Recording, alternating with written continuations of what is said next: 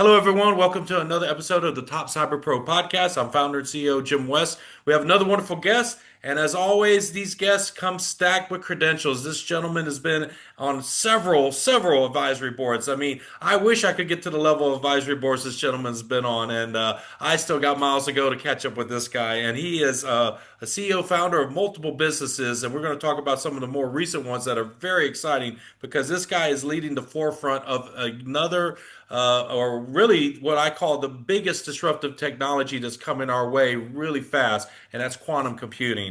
And so, if people paid attention this season, I've tried to have a heavy focus on quantum computing because a lot of folks, AI is great. AI still has a lot of room to grow. But the thing is that, when we talk about data centers and power consumption and we're not going to see nothing yet when it comes to the what the boundaries that quantum is going to take us to, and it's in our near future, and that some of it's already here now. But we're going to get to all those pieces here in a minute. But without further ado, I want to introduce Skip Sanzeri. Hi, Jim. Thanks for having me on the show. Well, Skip, it's a pleasure, and I know you're a very busy man, so we're going to get right into it.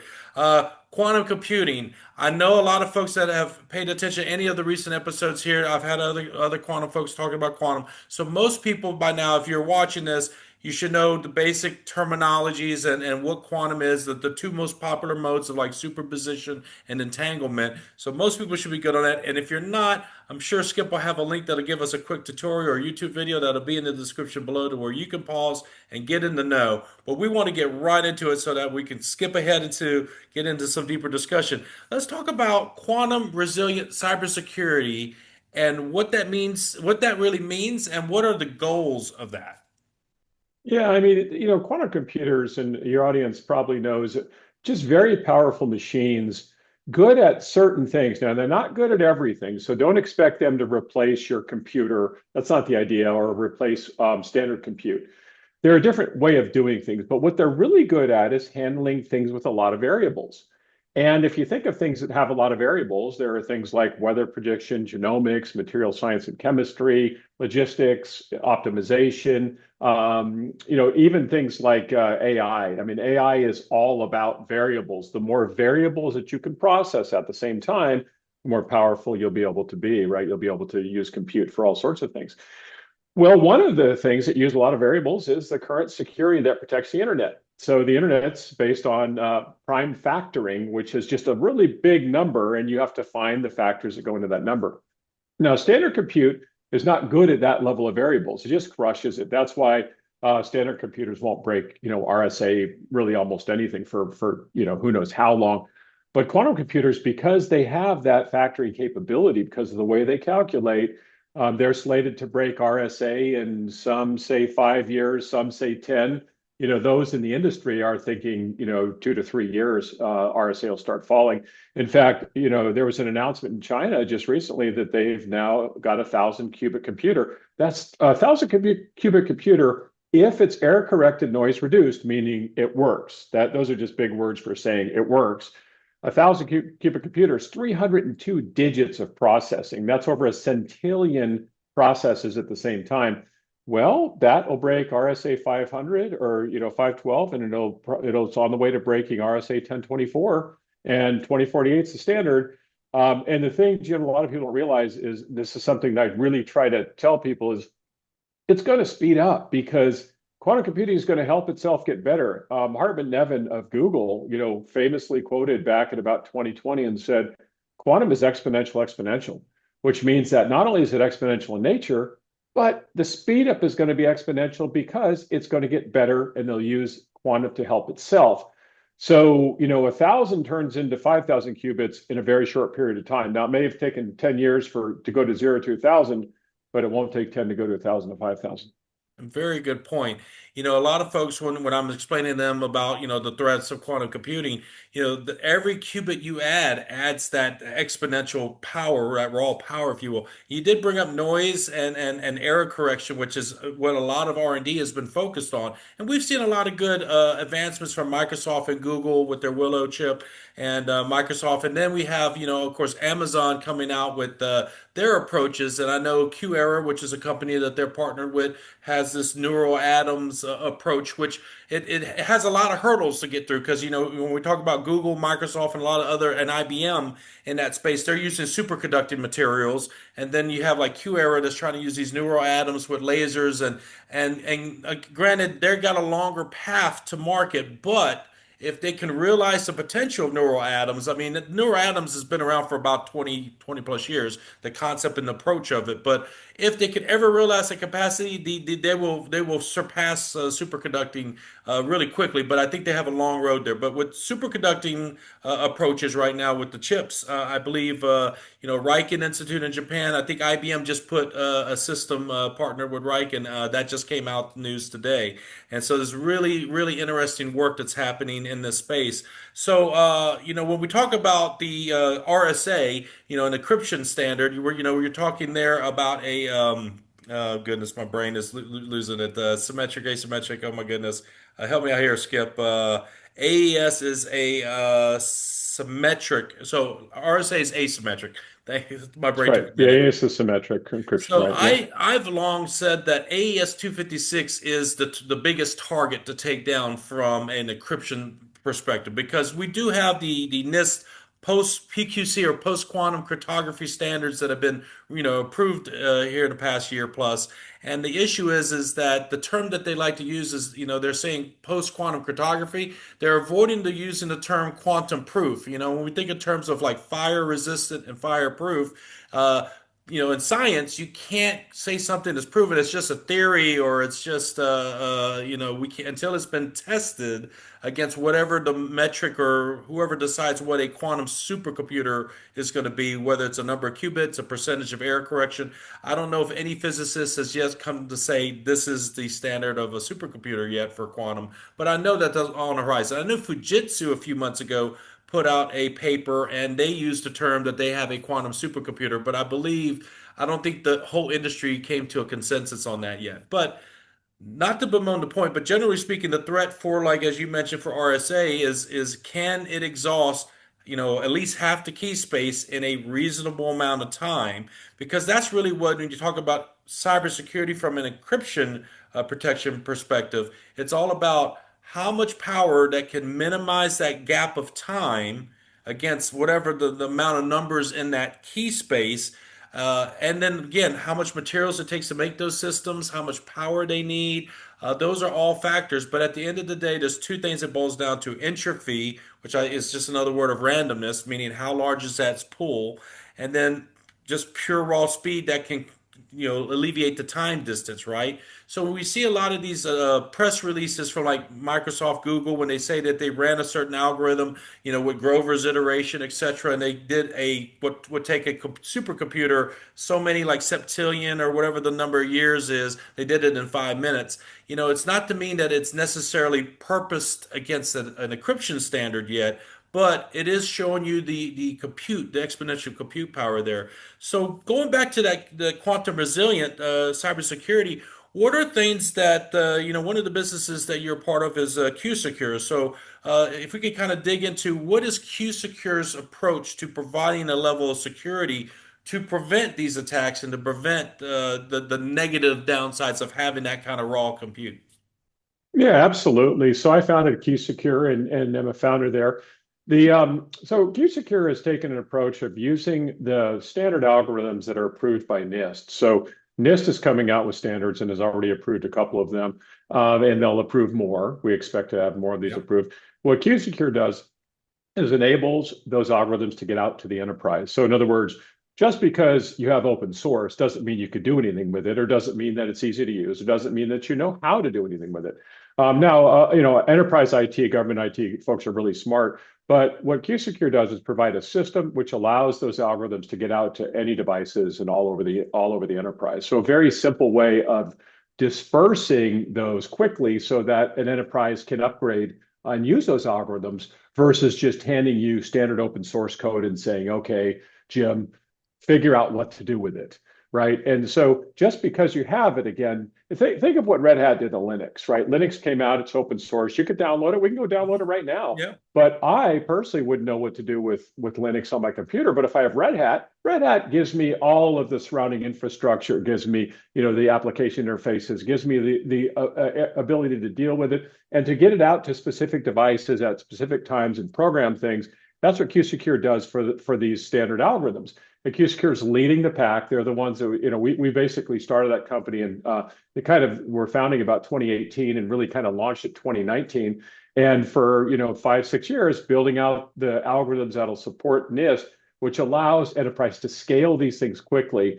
And we recommend that people look into this and move on it right away because the upgrade process is going to take time.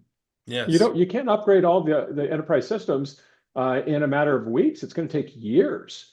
And so all that data that's there is at risk, and data is getting exfiltrated. We saw what, just a few weeks ago, 16 billion password combinations Largest of all gone, time. Yeah. right? I mean, come on, what are we up against here? That when this data gets out, it's out. It's gone forever. It's on the dark web and it's there for the public. So, this is a type of thing where data is, when it leaves, there's no getting it back. And that data will be, even if it's encrypted, that's the stuff that'll be cracked by quantum. So in essence, it's already too late. If you haven't started the upgrade of the quantum process and your data gets stolen, that data will be decrypted. And it'll be decrypted in time in many cases. If the data needs any years of protection, like you think of banking, 25 years, you think of government secrets, 50 years, healthcare, 50 to 75 years of protection. Yeah, quantum will be here way before that. Yes. And with that store now, decrypt later, threat, you got to start now. You can't be caught flat-footed in the near future. Planning and preparation, whether you're talking project management, program management, or just any work of effort, you have to start planning and preparing sooner than later. And so I do advocate with a lot of businesses. There's a program by the NSA called Commercial Solutions for Classified. And not to Yeah. say a two-layer system will be needed in the near future, but what I do advise companies, if that ends up being the option they need to do to defend against quantum attacks in the future, that at least using the trusted components list is not a bad start for like tech refresh projects that they normally deal with anyway. At least start with what's already been tested and vetted by the agency, and therefore that gets you positioned that if you needed to go to a two-layer encryption system, you're already kind of a third of the way there, if you will. Well, and that's part of Jim, just to interrupt, that's part of QSecure's power is that it's not just those algorithms. You'll be able to plug any algorithms in you want. And in some cases, we recommend, of course, using standard NIST approved algorithms first, right? And that's what you were talking about. But in other countries, they're making their own algorithms. Yes. So in other countries, they're not using NIST necessarily. Some do, some don't. But the idea with a system like QSecure is you can plug in whichever algorithms you want and then work from there. So what is so kind of step me through the why for QSecure, because when everybody starts with that light bulb moment, what was that moment for you when you said I need to make this business exist because of. Yeah, good question. So I really first started getting interested in quantum computing around 2015. And I was interested because of the power of what it could do and the fact that it was different. So the computers we use today, which are zeros and ones, that was a human construct. So humans decided that zeros and ones would be a good way to compute. And hey, it's worked pretty well for us, right? Done okay. When quantum came out, in fact, it was probably Richard Feynman who first quoted and said that, that quantum is really the way of the future. And if you really want a computer to work with power, you need something that mimics true, physical, which is in this case subatomic. And that was quantum computing. And so then I started understanding that the exponential nature of this and how it could, on the positive side, my God, could help us develop all sorts of things, cure cancer, get us, space flight, which would be much more efficient. I mean, there's a million things it can do because we'll be able to do calculations at levels we could never dream of. I Yes. mean, 1,000 qubits, 2 to the 1,000th. Like I said, that number is so big. There is nothing on the planet. There's nothing in the universe. There's no number in the universe that's that big, by the way. That's bigger than all the atoms in the entire universe. And that's on one computer. So think of what we can do. So I started studying that. But what became really clear right out of the chute was that was still ways away and needed to be developed. So quantum, and it's still developing, right? We're still getting to a point where we want to get a commercial quantum computer. And we're starting to hear about that now, like IBM, some 2029, they'll have a, commercially available, and others, Atom Computing and IonQ and these other guys, QEra, like you talked Mhm. about, they're all getting there for sure. But what was evident was that quantum computer would break encryption well before that, and this data needed to be protected. So I diverted from going after sort of quantum computing applications to just the cyber component because I felt that that was necessary much, much sooner.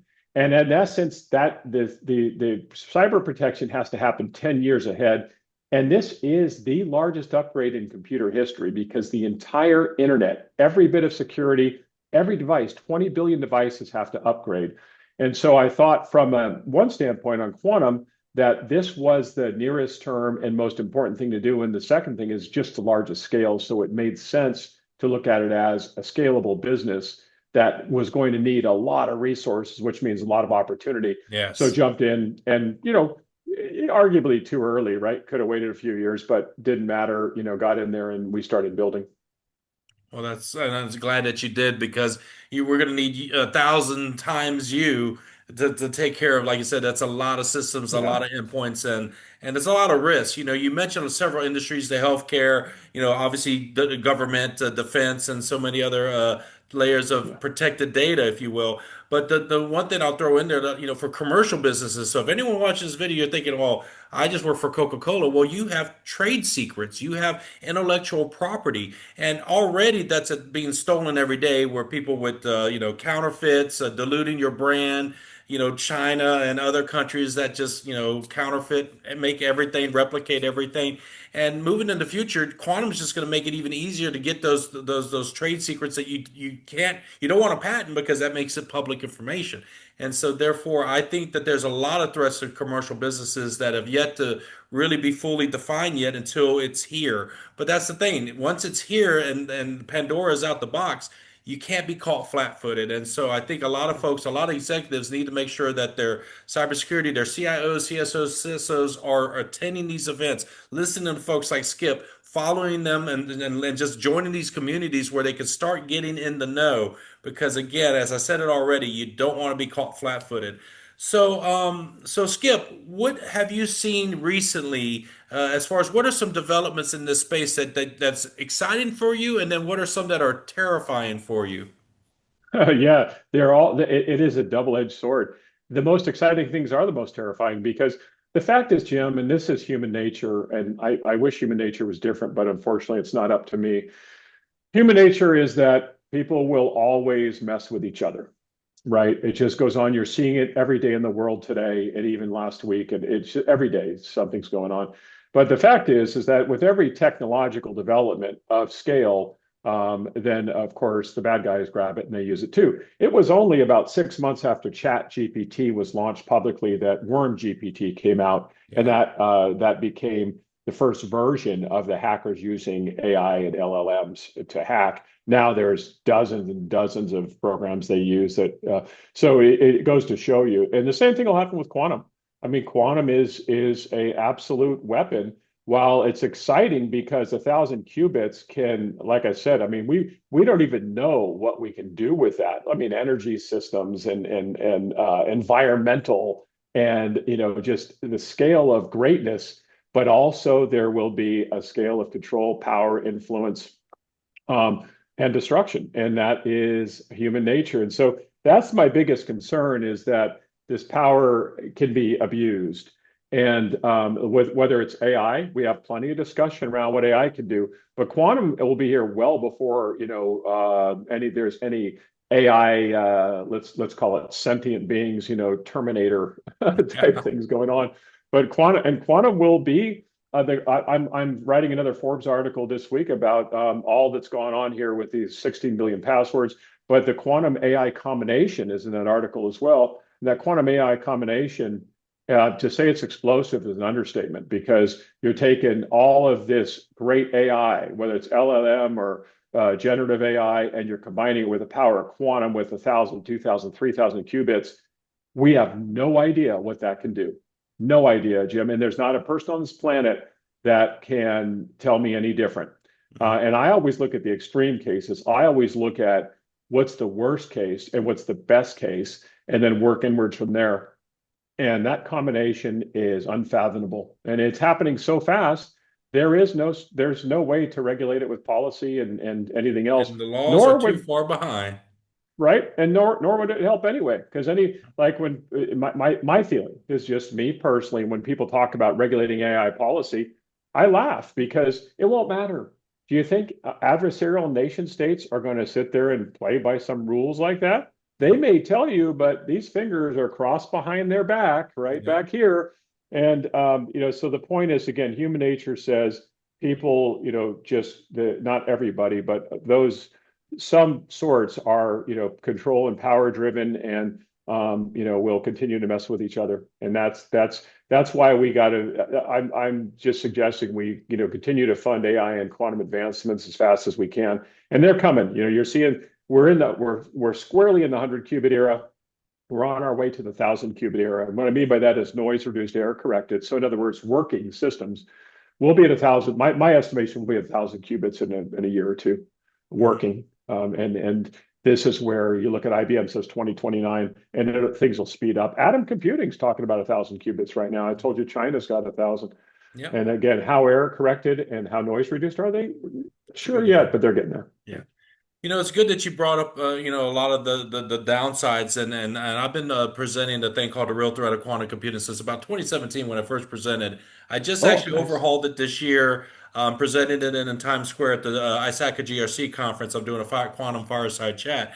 But in there, I proposed a scenario, and it's based upon Mo Gadot has got a lot of rounds on social media with some statements he made. He's a former Google exec who's famously, put an IQ to AI. I think it was ChatGPT 4 he was referencing had he estimated an IQ approaching 160, which famously, when we think of geniuses of all time, Albert Einstein's usually the first name comes up the list. So generally, the community accepts that Einstein had an IQ between a 160 and a 190. That, I don't think he ever was measured, but that's usually the general sentiment from most of the community that he was in that range.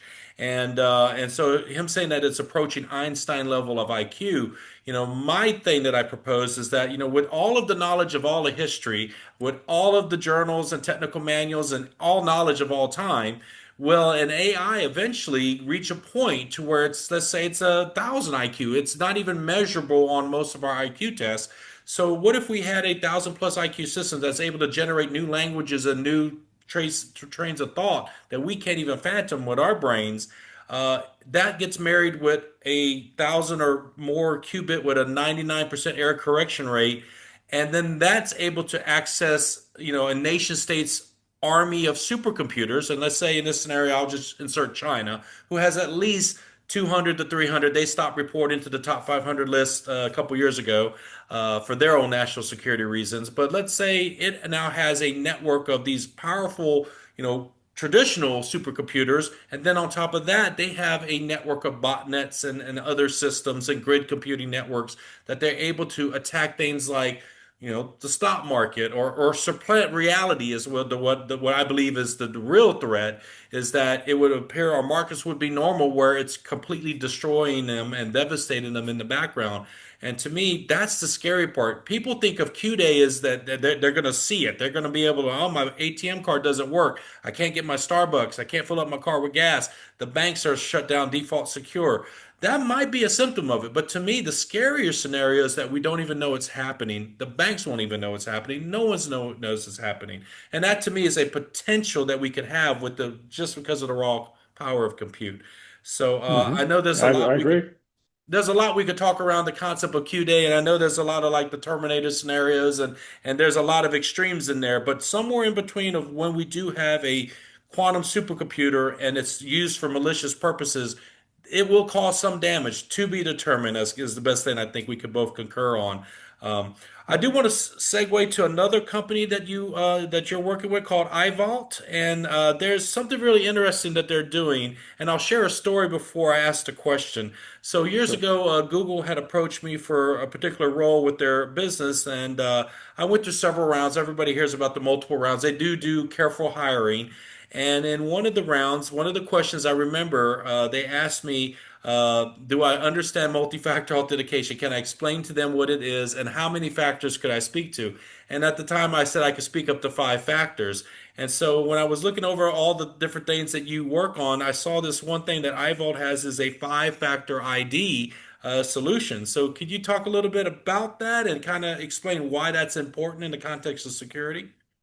Yeah, absolutely, Jim. And I mean, let's start with the 16 billion passwords that were stolen. So my Forbes article that's coming out is basically called, rest in peace passwords. Passwords are dead.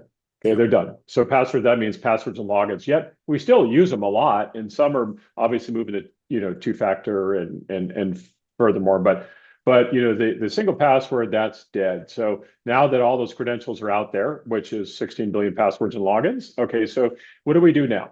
The idea behind iVault, which was brilliant, founded by Baldev Krishan back about 7 years ago, was that you could take other factors that really validate an individual. Like right now, theoretically, you might not even be talking to Skip. I might be an AI right now, and in the future, it won't be that far away that that this conversation would look like that or could be that. We've seen, people that are impersonating via AI and the rest of it. It's very, very difficult to tell unless you and I are in the same room looking at each other that we are real. And this is the video part, which is kind of the hardest to spoof, but audio is easy to spoof. Mhm. And of course, any credentials. So the thing with any of these credentials that you use to log in, they aren't you. They have nothing to do with you. Bio is the first that does. So when you think of using bio like, your face scan or retina, thumbprint, fingerprints of any type, you're starting to say, okay, that's starting to be a little more Jim. A password has no relationship to you, Jim. In other words, it's like if you go home and you have the key to your front door. If you lose that key, that lock doesn't care who has the key. It's Yeah. whoever has the key can open the door, right? It's the same thing with passwords, right? No relationship to Jim. What iVault does, which is really just brilliant, is they say, okay, let's add a bunch of factors. So you've got, for instance, your phone number. Okay, that's pretty easy, all right. But you got your phone ID. It's a little bit harder to find out, all right. You still can use a password if you want, find some 24-digit password, great. But when you start adding in the things like geofencing, so for instance, I live out in San Mateo, California. If I want to trade on one of my accounts, I program it to say the only address allowed to trade is from San Mateo, California. If I'm on travel and I'm in Atlanta, I want to trade, it doesn't work because I'm geofenced out. The other thing is you can time bound it. So you say, okay, I only do my trades from 9 to noon on Wednesdays. That means if anybody outside of San Mateo, California tries to trade any time besides 9 and noon on Wednesday, they can't. And so this is, you're starting to see these things add up that make me a little more validated to the system I'm trying to access. But let's take it further. Let's go into agentic AI. Let's talk about agent to agent or agent to human or human to agent, right? How does that agent know that it's you? How do you know that you're talking with the right agent? This is happening right now where people are spoofing agents. You think it's your travel agent. You think that is one of your advisors. You think it's some. You don't know. And how does it know that it's you? And so you think about you've got to add factors in, which include, again, a geolocation, a machine ID, some bio as well, right? Which include like an iVault, you put your face in. So you've got your phone, your face, your machine ID, your time, and your location. And then you could add a bunch of other factors. You could randomly say, grab a stock market quote off a stock at this second and deploy that. And so it'll grab some, like you could say, Jim, you're only going to log in with the exact quote at that second from American Express or some publicly traded company stock right at that second, right? And so then a hacker comes along and says, okay, I'm going to target Skip or Jim. But how could they know all that?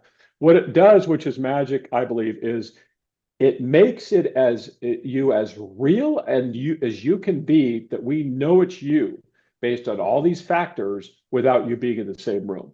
And that's what no one's done. And iVault has done a wonderful job on their IP, have patented all of this, and really have locked up this mobile centric way of multi-factor. They can go up to 25 factors.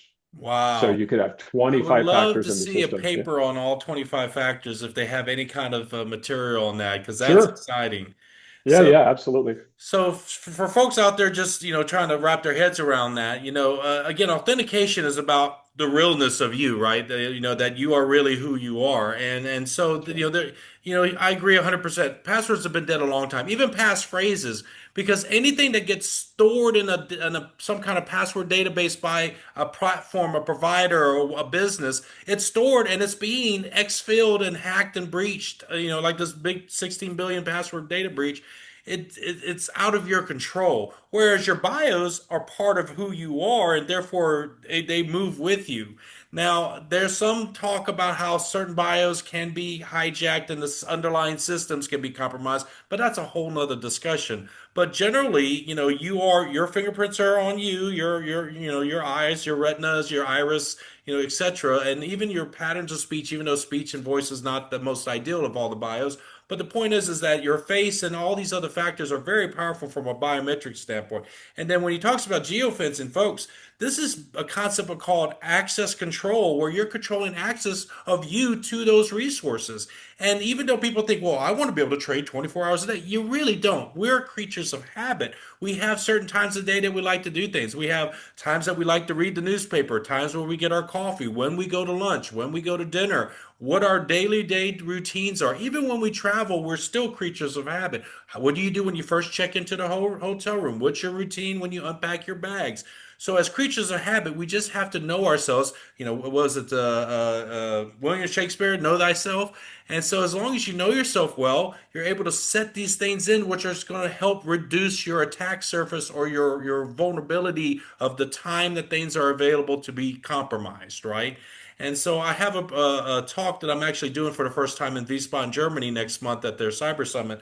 It's called Insecurity. And I actually, with an audience, I interact with an audience to start with like their wallet. The first act is everybody take out your wallet and let's start going through the common things that are in everybody's wallets.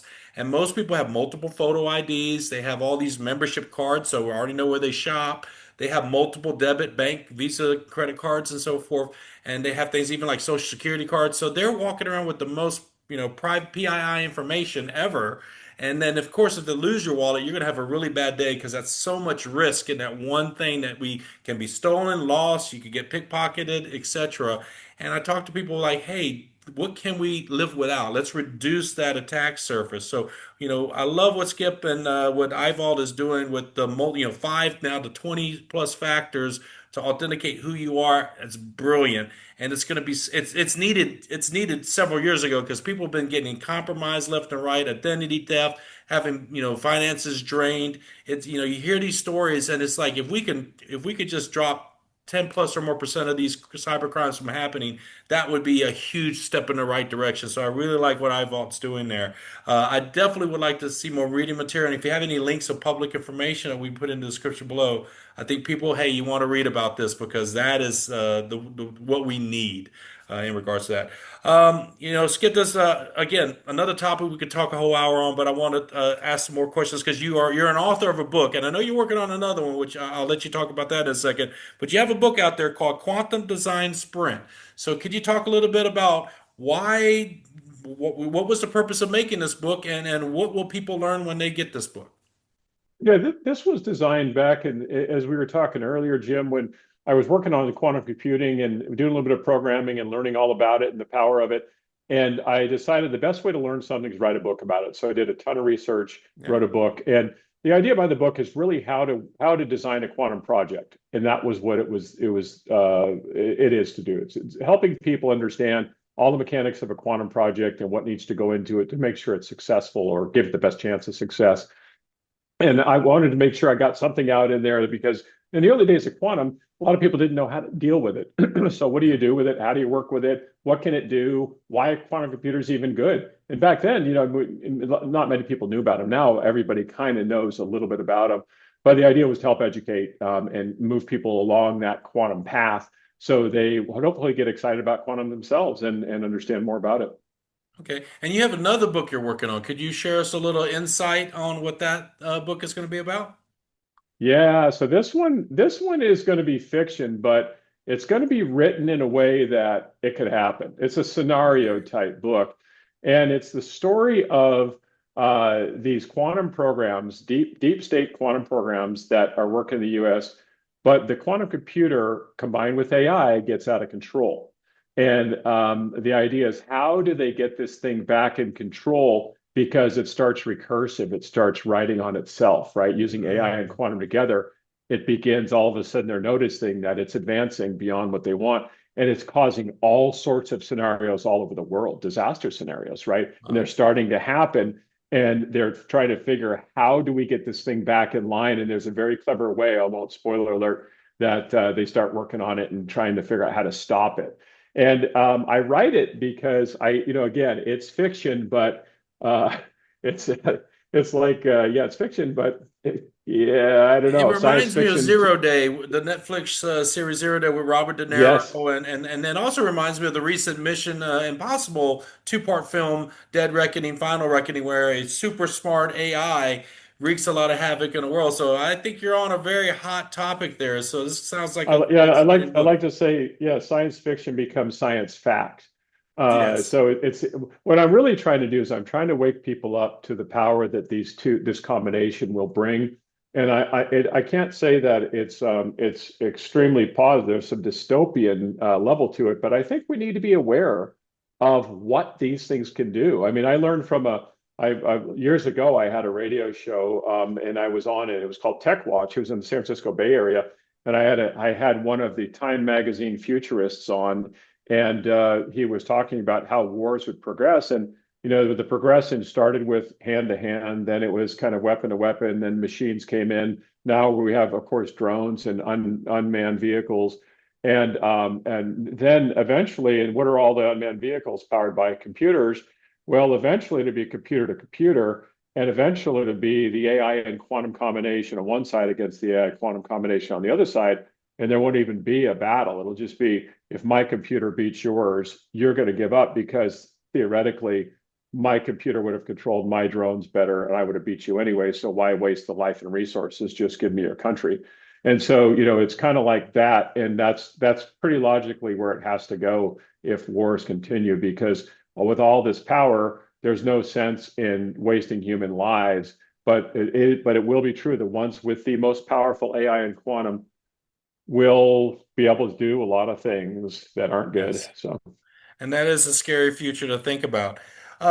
So this is where I segue into some of my regular agenda questions. And so my favorite question I love to ask all my guests is, if we could go back in time when a younger Skip said, I want to go into tech, cyber security, science, what was that day one story like for you, Skip? And can you mind sharing it with us? oh man, Jim, I'd like to say this was all planned out and concocted. Some people plan their lives for 40 years. I think I planned mine for the next day. I think that's as far as my plans go. I think it's I've for me it's more of a gut feel. I think when you reach my age, you learn to trust when your gut has that feeling and it's telling you, not just once, but it's over and over and over again. Yeah, do that, do that, do that. You just go with it. And I've always been interested in tech. I've always, I grew up in the, .com era, right? Mhm. And watched that when the internet, we were early on the internet in, 1992, 93, and then .com came around in the 2000 bust and all that. And then watched, even remember, the AI stuff was kind of creeping up and popping up and down back then, but watched all the the chip progression from Silicon and Silicon Valley, and I always loved tech. Not necessarily, I'm not extremely technical. Quantum, I did some programming and that was good, but more along the lines of just watching tech and saying, okay, what big curves are ahead? What is it? What is coming up, like AI right now is another example with quantum. What things are really going to shape the future, and how do I participate? Because I just think it's really interesting. I just like participating in where things are going, and trying to figure out, which ones are going to be the successful, scalable models for the future. And so for me, it's more of a curiosity and on a technical sense, I mean, I'm completely enamored every day by how fast that we're moving technically, and I worry about it obviously because I don't think as humans we can keep up, and Yeah. but because things are moving at a pace that and a scale now that, and it's only going to get faster. And I talk to my kids. I don't have grandkids yet, but I talk to my kids, and I'm like, man, you guys got to figure some stuff out because it is going to be a crazy world, even in 10 years. Yeah. I mean, you're already seeing now, okay, now we have basically, with Waymo and Tesla now, taxis are going to go all automated. I mean, it's like that. So it's just the beginning. Yeah. Along your career, and I know you still have so many miles to go in your career, and there's so many more great things ahead of you. But along your path, a lot of us have had either managers, mentors, coaches, leaders, even colleagues that have inspired and motivated us or had positive impacts along our journey to get to where we are today. And so this question is more of is there some names that you would like to shine a light on and pay homage to that say, hey, this person had a positive impact on me, and this professor or this boss or this person, or even maybe rock stars in industry that have come before us. Isaac Newton famously said, if I've seen further, it's because I stood on the shoulders of giants. So if there's any names that you would like to just kind of, and it's not a name dropping type of question, it's more to say, you know what, this person was really important early on in my career, this person really gave me a lot of good insight, because that's what the question's for, is to kind of pay honor to some of the folks that have influenced us. Yeah, I mean, I think for me, my major influences came less from people say I worked with or was led by, but more from what I would read and the types of things I would read. I always loved science fiction. I grew up, when Star Trek came out in the 60s, and I could not stop watching those episodes and could not wait for the next one to come out. I think they were out every week, if I remember Hmm. back then. You know how they would have like, Yeah. you get one week and then you get the next one. And Gene Roddenberry, I thought was absolutely brilliant. But whether it's Asimov, Roddenberry, any of these folks that kind of spurred on the idea of science fiction, where it's going, the types of worlds we'd be living in, and for me, more influenced by those folks. The ones that wrote these wonderful things that now we're seeing are coming true. I mean, we're Live now now, living yeah. in eras where, like another company I work with, VividQ, has the most advanced holographic display on the planet. So we have holograms now. Yeah. I mean, and you remember the holodeck and Star Trek, and so to me, it's more around the folks that had, and whether it was Richard Feynman and the others in the quantum space, watching these guys and then learning more about the physicists that really were discovering all the great quantum properties and making these discoveries that drive our subatomic universe, which is crazy compared to the physical universe. It's more of those ones, I'd say, Jim, that were my influences of really looking at what was being discovered, what was being prognosticated, and again trying to decipher, okay, what could really happen, and then what's so far out there, or maybe physically, or even theoretically, couldn't happen. And so, to me, that was the most interesting part of Okay. the influence. So this is a moment of levity where I ask some rapid fire questions, and there's no right or wrong answer. So whatever the first answer comes to your mind, we'll just go for it. So first one, I think I already know the answer to this one, but Star Wars or Star Trek? Oh, Star Trek, Star Trek. What's your by favorite far, yeah. cast or version of Star Trek that you're a fan? You're number one for you. Number one is the original. The William original. Shatner, Leonard William Nimoy. Shatner, Leonard Nimoy. I got it. But the second, and my only second, because I really think the other ones I wasn't that enamored with. And the second one is Chris Pine and Zach. What's his name? I forget. Oh yeah, Yeah, it yeah. He was was from that Spock show guy. Yeah, Heroes, but fantastic actor. yeah. I love those Awesome. guys. Cake or pie? Well, and if unfortunately neither, because I'm keto. I lay off the carbs. So, Okay. but when I'm not keto, cake for sure. I What just kind of cake? I'll go for a standard white cake with buttercream frosting. Don't need anything fancy. And I used to bake more. I used to bake a lot when I had more time. So I would bake my own cakes. I just don't bake it more because I can't eat them. Okay. I All guess I right. could So bake them here's and give one them away. that's a tough one, but some people seem to have very quick answers on it. Is a hot dog a sandwich? Yeah, I'd say so. It's a piece of meat between two pieces of bread. So yeah, Piece I'd of have to say bread. yes. Okay. All right. What has been your most favorite book of all time that you've read, and what was the last book that you've read?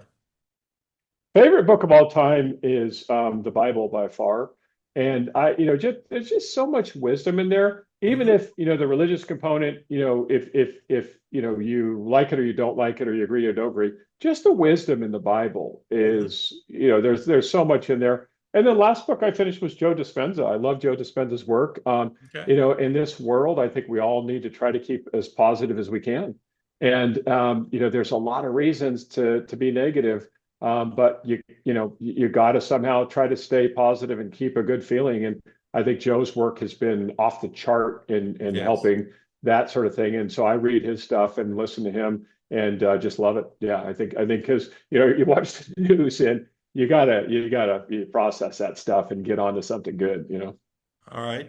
A lot of us with our demanding, I mean, you're several advisory boards, you consult, you run businesses, and you're so busy in your day that, but a lot of us do try to make time for causes, nonprofit, volunteer work, charities, whether we give of our time, our energy, or money financially. We try to, things that are near and dear to our heart, that organizations and nonprofits that are doing good in this world. Are there any that you'd like to shine a light on? And if so, we'll definitely like to get the links in the description so people can learn more about those kind of organizations. Do you have any that are near and dear to you? Yeah, I mean, the one that I give to consistently is my college, Claremont McKenna College, where I went. And then most of my other, and I give to a variety of agencies, Catholic Church and others. We're always contributing there. And then some of the local areas here in San Mateo, like the family agencies that help families that have been displaced. And so we give to those ones as well. And then as far as volunteering, a lot of my work was with youth. So I was doing a lot with sports when I was younger, when my boys were there and coaching and on different boards, whether it be the Little League or AYSO soccer. And then I would always be involved in the school. So I was on my boys went to Bellarmine. So I was on the Bellarmine, they call it the Dad's Club board, but, way of helping, help guide the school when we can. So yeah, volunteerism has been a big part of what I've done. I've always had some hand in it and trying to contribute back because I think with tech, we can do a lot of taking, but we need to give back as well. Yes, definitely.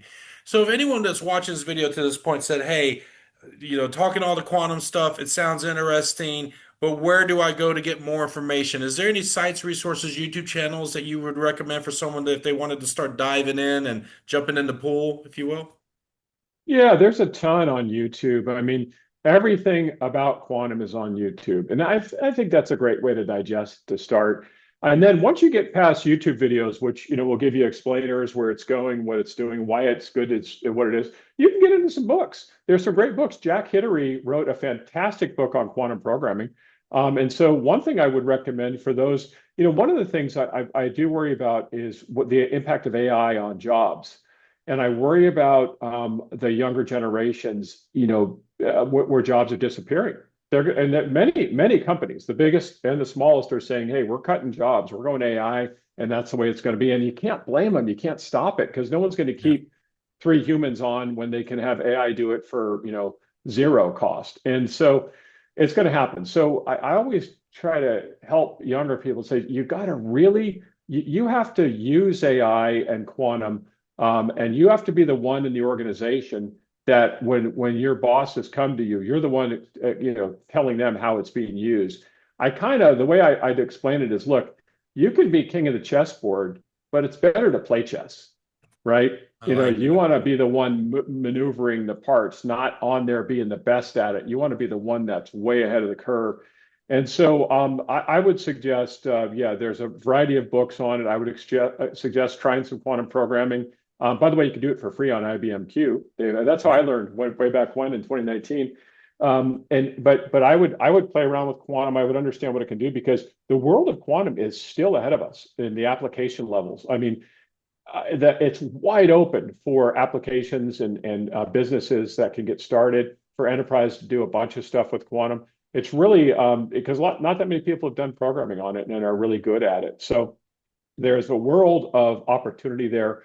And I would suggest, if anyone has any inclination, it's a great one of the ways that I've always sort of stayed relevant is you got to get into the new tech, but you Yes. got to make the right choices. And so if you could stay ahead of the curve and keep yourself relevant, then you are, already past people that aren't doing so, and you're going to be the one that gets chosen for the job, or you're the one that does the startup because you've spent that time to really study, learn it, and you've done it at your own volition, not because a job told you to, but because you chose to. Yes. So, Skip, I want to be respectful of your time. So we're come to the end of my agenda questions, and my final thing is I'd like to give my guests the last word. So whatever you'd like to say or talk about, the floor is yours. Yeah, I mean, and just kind of recapping, Jim, I mean, AI and quantum are moving at, rates that are we just can't fathom. And, yet we somehow need to hold on. It's like trying to grab that train that's going 100 miles an hour. It's going to be really hard, but you've got to try to hold on and you got to learn as much as you can, as fast as you can, and utilize these tools to make sure that, number one, you position yourself well. Number two, you can help, because I think as we move forward, we're going to need our new leaders to be absolutely knowledgeable, cognizant, and able to handle, whether it's in business or government or other, be able to handle this future that's coming because it will be here so fast. There'll be a lot of ways that we can make mistakes and a lot of things that could go wrong. And so I say get involved, and that way you'll have a positive impact, but you need to do it right now, and you need to be an expert in AI and quantum as quickly as you can. That's what I'd recommend. And then from there, I think good things will happen. Excellent. Well, Skip, thank you so much for your time. Consider this an open invite to come back at any time. I'd definitely love to hear more in the future about iVault. Please, if there's any documentation, share it with me. Folks, again, Skip, he's leading the forefront on quantum computing. He's a author, writer. He sits on boards. He's at the forefront, and we need 1,000 more. If we could clone Skip, it would be wonderful if we could. But there's only one Skip, and I'm glad Be that careful he's. about that. I don't know if you want that, Jim, but that's hey, thank you for having me on Anyway, the show. This was wonderful. Thank you. yeah, thank you so much for being part of the podcast. Thank you. Thanks.